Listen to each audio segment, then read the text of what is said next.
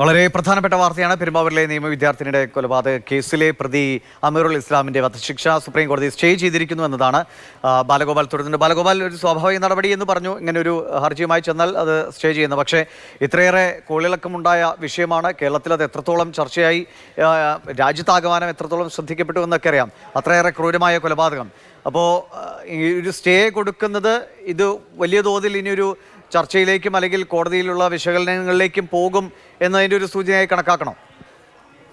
സാധാരണ ഒരു വധശിക്ഷയ്ക്ക് വിധിക്കപ്പെട്ട പ്രതി അപ്പീൽ നൽകുകയാണെങ്കിൽ സുപ്രീം കോടതി തന്നെ നേരത്തെ ഒരു മാർഗരേഖ പുറത്തിറക്കിയിട്ടുണ്ട്. ആ മാർഗരേഖ പ്രകാരം ഈ അപ്പീൽ പരിഗണിക്കുന്ന സമയത്ത് ഈ പ്രതിയുമായി ബന്ധപ്പെട്ട ചില കാര്യങ്ങൾ പരിശോധിക്കേണ്ടതുണ്ട്. അതായത് പ്രതി ജയിലിൽ കഴിഞ്ഞിരുന്ന കാലഘട്ടത്തിൽ അദ്ദേഹം ചെയ്തിരുന്ന ജോലി, അദ്ദേഹത്തിന്റെ സ്വഭാവം തുടങ്ങിയ കാര്യങ്ങളിലൊക്കെ പരിശോധിക്കണമെന്ന് നേരത്തെ തന്നെ സുപ്രീം കോടതി ഈ മാർഗരേഖയിൽ വ്യക്തമാക്കിയിട്ടുണ്ട്. ഇതനുസരിച്ചാണ് ഈ അമീറുൽ ഇസ്ലാം കഴിഞ്ഞിരുന്ന വിയൂർ ജയിലിലെ സൂപ്രണ്ടിനോട് 8 ആഴ്ചക്കുള്ളിൽ ഇതുമായി ബന്ധപ്പെട്ടിട്ടുള്ള ഒരു റിപ്പോർട്ട് സമർപ്പിക്കാൻ വേണ്ടി നിർദ്ദേശിച്ചിരിക്കുന്നത്.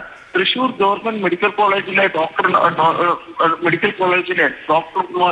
മെഡിക്കൽ സൂപ്രണ്ടിനോട് ഒരു മെഡിക്കൽ ബോർഡ് രൂപീകരിച്ചുകൊണ്ട് അദ്ദേഹത്തിന്റെ സൈക്കോളജിക്കൽ കണ്ടീഷൻ, അതായത് മനഃശാസ്ത്രപരമായ അവസ്ഥയെ സംബന്ധിച്ചുള്ള റിപ്പോർട്ട് തയ്യാറാക്കി സമർപ്പിക്കാൻ വേണ്ടി നിർദ്ദേശിക്കുകയും ചെയ്തിട്ടുണ്ട്. സാധാരണഗതിയിൽ ഇത്തരത്തിലുള്ള ഈ വധശിക്ഷ വിധിച്ച പ്രതികൾ ഈ അപ്പീൽ നൽകുമ്പോൾ ഇതെല്ലാം കണക്കിലെടുത്തുകൊണ്ടാണ് സുപ്രീം കോടതി ആ വധശിക്ഷയെ സംബന്ധിച്ചുള്ള ഒരു തീരുമാനമെടുക്കുന്നത്.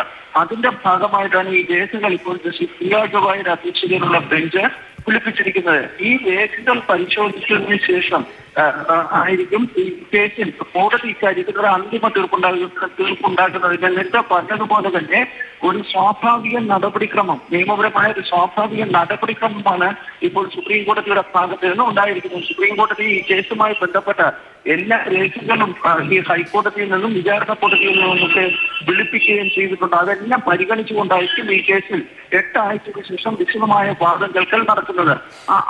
അതിലൊരു തീരുമാനം ഉണ്ടാകുന്നത് വരെയാണ് ഇപ്പോൾ ഈ സ്റ്റേ ഉത്തരവ് കോടതി പുറപ്പെടുവിച്ചത്. ബാലഗോപാൽ, ഇപ്പോൾ നേരത്തെ തന്നെ പറഞ്ഞിരിക്കുന്നത് നിരപരാധിയെന്ന് തെളിയിക്കുന്ന തെളിവുകളുണ്ട് എന്നൊക്കെ വ്യക്തമാക്കിക്കൊണ്ടാണ് ഹർജി നൽകിയിരിക്കുന്നത്. ഇപ്പോൾ ഈ മനഃശാസ്ത്രപരമായ റിപ്പോർട്ട് തേടുന്നു. അതിൽ എന്തെങ്കിലും പ്രശ്നങ്ങളോ അല്ലെങ്കിൽ അനുകൂലമായി ഈ അമീറുൽ ഇസ്ലാമിന് അനുകൂലമായ ഒരു റിപ്പോർട്ടിന് എന്തെങ്കിലും രീതിയിലുള്ള സാധ്യതകളുണ്ടോ? അതെങ്ങനെയാണ് ഇനി കോടതിയിൽ നിന്നും പോലീസിൽ നിന്നും ഒക്കെ ഈ കാര്യങ്ങളിലുള്ള തുടർ നടപടികൾ പ്രതീക്ഷിക്കേണ്ടത്? കാരണം ഇത്രയേറെ ക്രൂരമായി, ഇത്രയേറെ കേരളം ചർച്ച ചെയ്യപ്പെട്ട ഒരു വിഷയത്തിൽ വീണ്ടും അത് ഒരു പുനർവിചാരണയിലേക്കൊക്കെ പോകുന്ന തരത്തിലേക്ക് കാര്യങ്ങൾ നമ്മൾ കാണണോ?